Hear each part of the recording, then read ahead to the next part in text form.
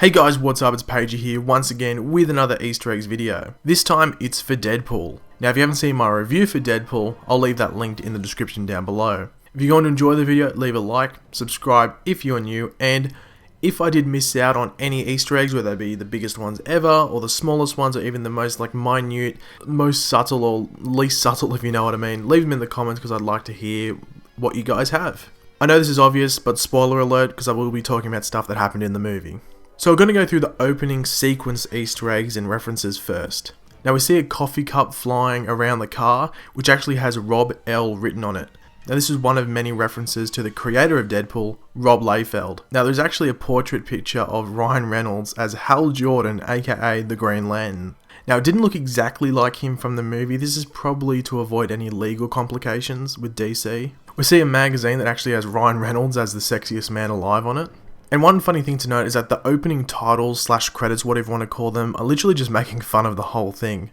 They had stuff like God's Perfect Idiot instead of Ryan Reynolds, aka Deadpool, a hot chick instead of Morena Baccarin, aka Vanessa, we had Comic Relief instead of TJ Miller, aka Weasel, and we even had it saying written by the real heroes instead of the writers. Now following on from the title sequence stuff, when Deadpool goes to look at the time at one point, he reveals an Adventure Time watch, which was pretty funny. I think the whole cinema just burst out in laughter when that happened.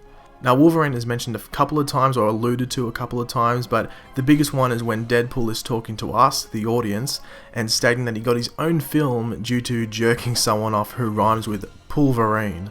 Now the biggest fan service in my opinion in this movie was recreating the test footage that, leaked.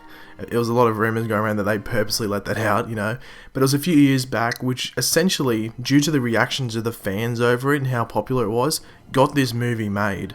Now there are various street signs named after various people involved in Deadpool, such as creators, Fabian Nicieza, Rob Liefeld, director Tim Miller, and many more. Now Xavier's School for Gifted Youngsters appears a few times in this film, and we also see the X-Jet along with the Xavier School.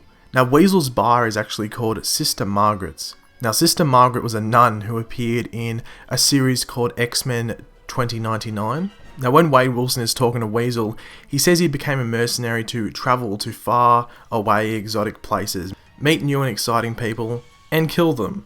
Now he's actually quoting his Wolverine Origins counterpart throughout this scene, which is pretty interesting. Now Deadpool's name origin is slightly changed. In the comics, Deadpool got his name from a betting pool scientists involved in the Weapon X program had made regarding test subjects surviving. But in the Deadpool film, it's in Weasel's bar instead, and it's like certain patrons in the bar getting killed instead. Now Deadpool references that he was bitten by a radioactive Shar-Pei, which is a bit of a reference to Spiderman. If you don't know what a Shar-Pei is, it's like one of those dogs with the folds on it. Now we see a Wolverine Origins Deadpool toy, which is just reminding 20th Century Fox what they did. Now when Wade Wilson is talking to the recruiter, he calls him Agent Smith, which is an obvious reference to the character from the Matrix series. When Deadpool tries to sackwhack Colossus or punch him in the private area, if you know what I mean, he says he feels sorry for his wife, which is possibly referencing Kitty Pryde. Now Colossus says that he is going to take Deadpool to the Professor. Now this is when Deadpool actually replies, McAvoy or Stewart. Now, this is referencing the two different actors who have portrayed Professor X. Now Deadpool references the Green Lantern film again when he is brought into the Weapon X lab that he will be, mutated in, I guess. Now he says, please don't make the super suit green or animated. Now we see Marrow in the Weapon X lab as well, but we don't see her face, and this is probably due to recasting plans in the future. She may be in like Deadpool 2 or even like an X-Men movie, who knows, but she was subtly, well not really subtly, it was in the trailer and we also saw her in the movie as well. Now don't make us sew your mouth shut is said by Ajax to Wade, which is obviously another Wolverine Origins joke. Wade later replies, my lips are sealed. Now when thinking of a name, Wade Wilson contemplates Scaredevil, which is, a nod to Daredevil, as well as Captain Deadpool, which is either a nod to Captain America or just noting how cliche having Captain in front of, superheroes' names sound. Now Weasel says that the name Deadpool is franchise worthy, and funnily enough, they confirmed a sequel just before the release, with Cable. Now in the comics, Ajax or Francis actually got revenge on the people who harmed him, now with Deadpool being at the top. So the movie has sort of just flipped Ajax and Deadpool's roles around, if you know what I mean.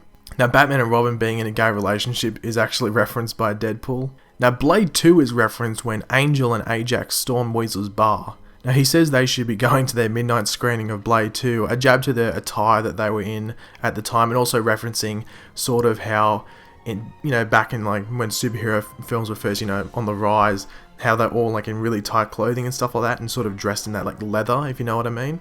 Now, Stan Lee's cameo, this could possibly be the best one yet.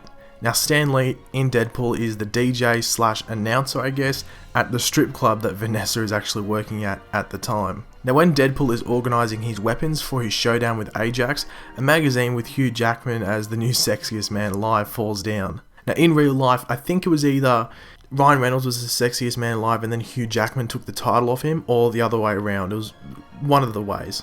Now, Deadpool actually references the lack of X-Men in the movie, saying the studio couldn't afford any more. Now, the picture that pops up on the taxi driver's phone when Deadpool is calling him is actually Deadpool's classic logo, which is pretty cool to see. Now, Chimichangas is a running gag in the comics and gets a nod just before Deadpool goes to rescue Vanessa, saying, "Time to make the fucking chimichangas."